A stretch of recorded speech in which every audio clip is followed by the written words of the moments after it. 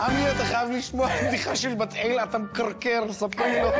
איזה איש אף פעם לא ילך לים אחרי העבודה. מצל! לא הבנתי. כאילו, הוא עובד בים, אז למה שיחזור עוד פעם לים, שילך הביתה. האמת, הבדיחה לא כל כך מצחיקה. מי אתה שתגיד לא מצחיקה? מה, אתה משתלט על מצחיקות? בת אל זו בדיחה גאונית. אני יודעת. אתה יודע מה הבעיה שלך, אמילי? שאתה לא מבין בהומור. מה יש להבין בהומור? בדיחה, או שהיא מצחיקה, או שהיא לא מצחיקה. כן? אז בוא נראה אותך, מר סטנדאפיסטיאלי. מה הדבר הכי מצחיק בעולם? לראות אותך הכי מקלחת בלי פן. בחיים שלא תצחק לי על הפן. הדבר הכי מצחיק בעולם זה קטע עם עוגה. בת אל, עוגה.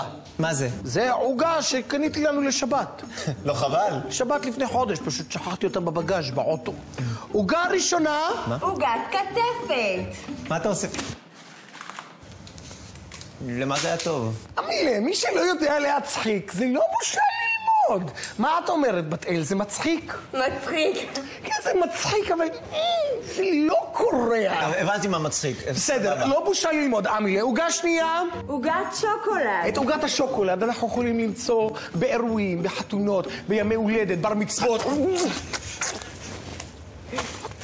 טוב, חיים, אני הבנתי עכשיו מה מצחיק. לא, אמילה, תקשיב, אם אתה לא יודע להצחיק, זה לא בושה ללמוד. מה את אומרת, בת אל? זה מצחיק? מצחיק מאוד. אבל זה לא קורע. קורע. עוגה שלישית. חיים.